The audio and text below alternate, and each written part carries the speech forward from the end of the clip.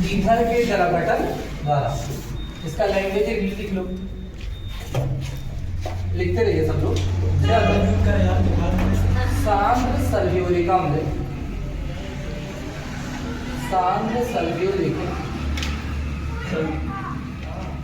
अम्ल की उपस्थिति में, सांद्र सल्फ्यूरिक अम्ल की उपस्थिति में ईथर का जल अपघटन कराया जाता है।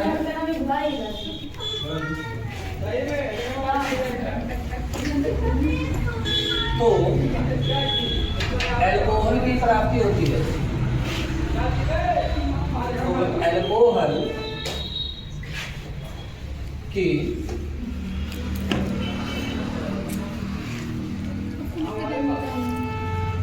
प्राप्ति होती।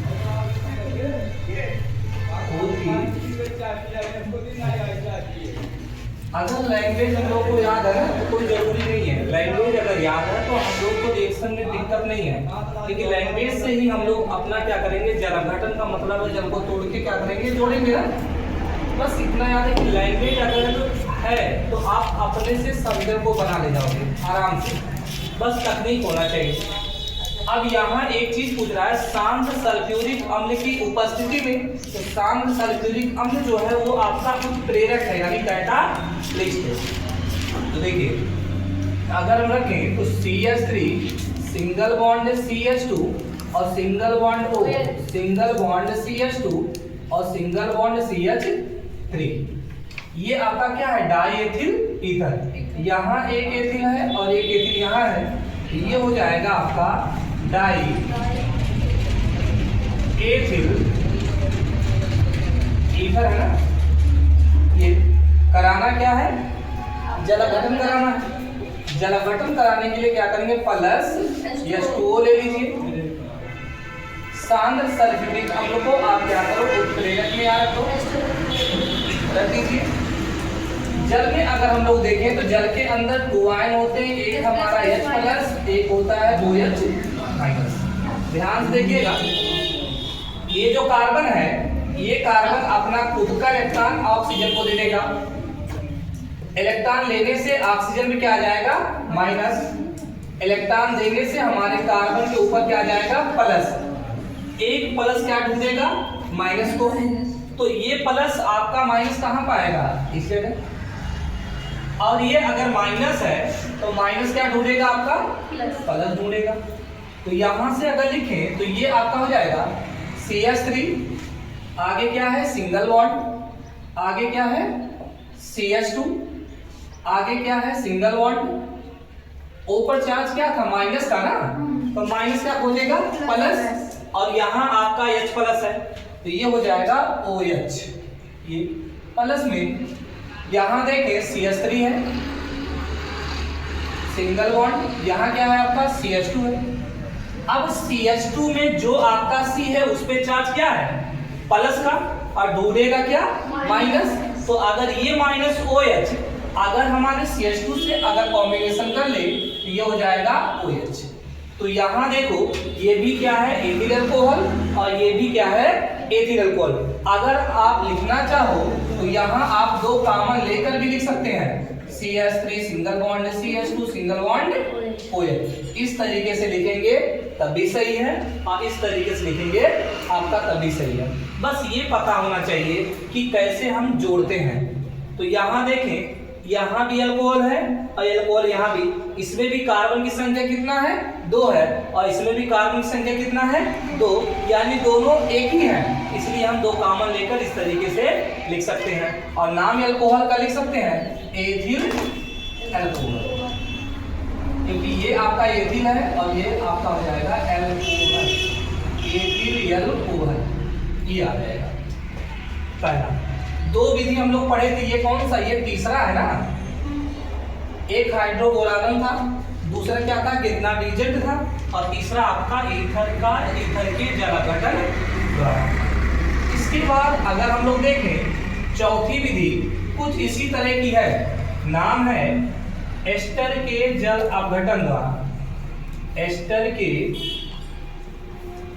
जल अपघटन द्वारा। अगर हम लोग लैंग्वेज, देखो एक बार भी बता रहे हैं, अगर हम लोग लैंग्वेज पे थोड़ा ध्यान दें कि जितने भी रिएक्शन होते हैं, अगर लैंग्वेज अगर हमें आता है और लैंग्वेज लिखने भी अगर आए तो आप लोगों की केमिस्ट्री बहुत आसान हो जाएगी। दिक्कत कहाँ होता है? केमिस्ट्री में दिक्कत ये होता है कि सर जी आप लैंग्वेज में कैसे बना लेते हैं? लैंग्वेज में हम तब बना लेते हैं क्योंकि हमको पता है कि ईथर का सूत्र क्या है, ईथर में कौन प्लस होगा कौन माइनस होगा। जल का अगर अपघटन करना, अपघटन का मतलब क्या होता है? टूटना। जल के अगर अणुओं को हम तोड़ेंगे तो हमें दो अणु मिलता है, एक H+ के रूप में और एक OH- में। अब किसी भी यौगिक को अगर हमें बनाना होता है तो उसमें दो आयन हमेशा होता है, एक प्लस और एक माइनस। जैसे आपका H2O, H2O एक प्रकार का क्या यौगिक है।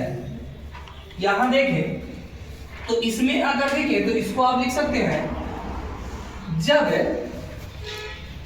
एस्टर की क्रिया,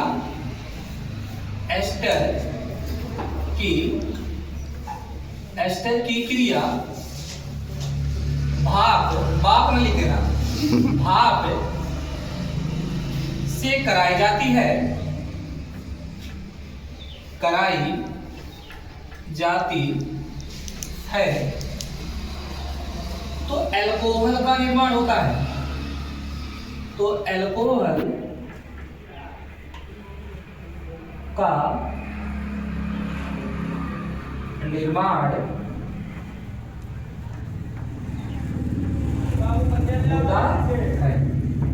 अब एस्टर क्या है?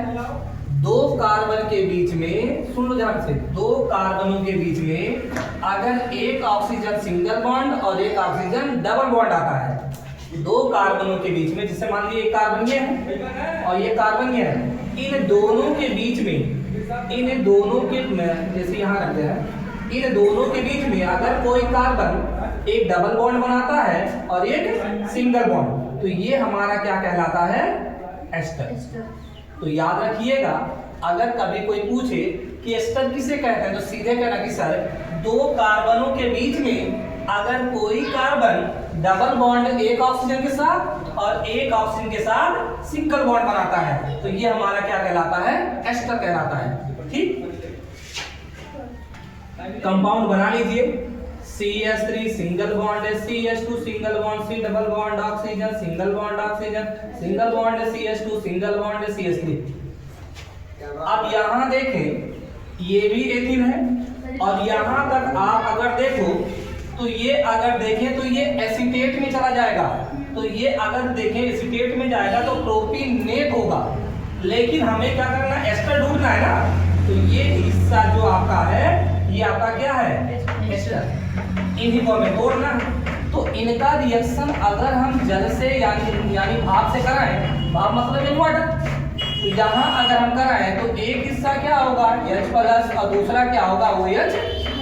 अब दिमाग यही आपको लगाना, पूरा का पूरा दिमाग आपको यही खर्च करना है, जितना दिमाग आपको लगाना है यही खर्च करना है।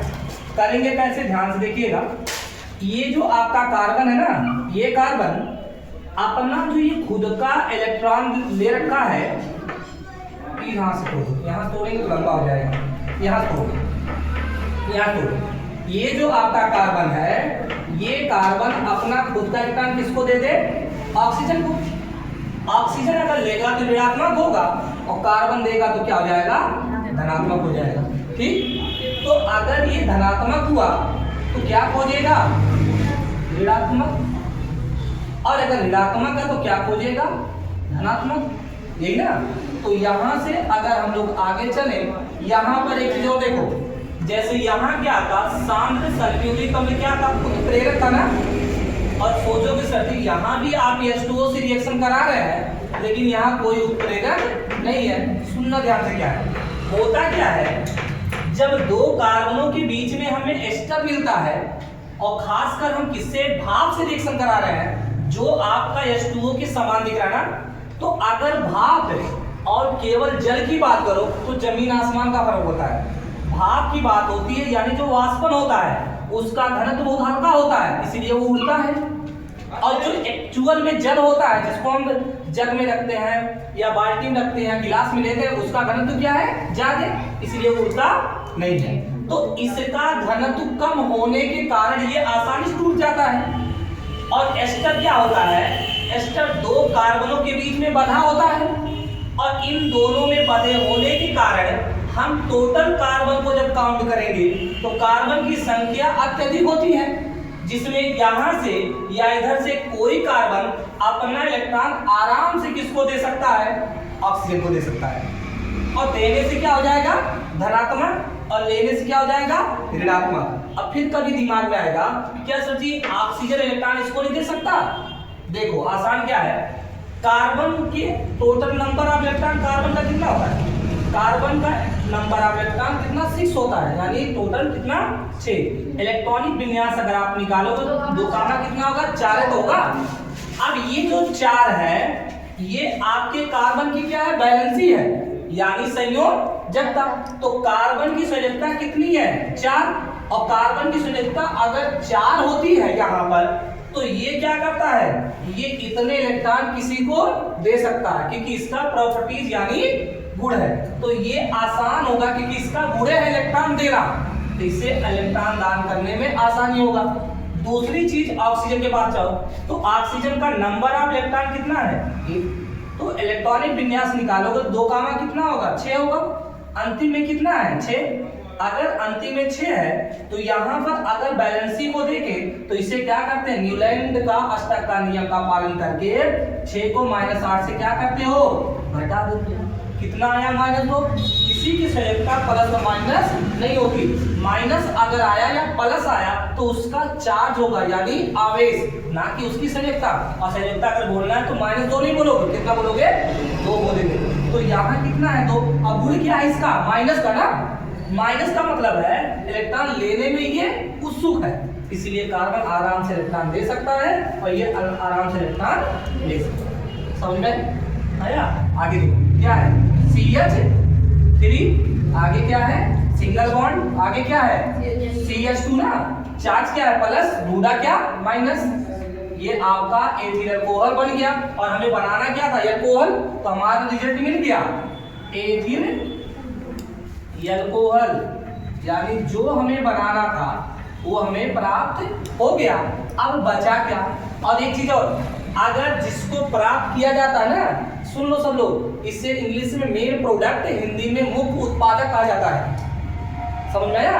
और जो बच जाते हैं जिसको हमें कोई मतलब नहीं था, वो 2 या 2 से अधिक पदार्थों के मिलाने से बन गए, या बचा कुचा हिस्सा था तो उसे हम कहते हैं सह उत्पाद। जैसे यहाँ देखो बचा क्या है? CH3, बचा क्या? सिंगल बॉन्ड, बचा क्या? CH2, बचा क्या? सिंगल बॉन्ड, यही तो बचा है। C double bond oxygen, single bond oxygen में माइनस का चार्ज ना, ढूंढा क्या? प्लस। ये क्या बन गया? कार्बोक्सिल बन गया। अब ये तो बना, बट इससे हमको कोई मतलब नहीं है। हमने क्या बनाना था? अल्कोहल, जो कि आराम से हम बना लिए। तो ये जो बचता है इसे नाम दे दें 1 कार्बन 2 कार्बन 3, तो इसे हम कहेंगे प्रोपेनोइक एसिड, यानी अम्ल। प्रोपेनोइक अम्ल बोल सकते हैं। तो ये कहलाएगा क्या? ये कहलाएगा सह उत्पाद कहलाएगा, क्योंकि मुख्य उत्पाद हमारा क्या था?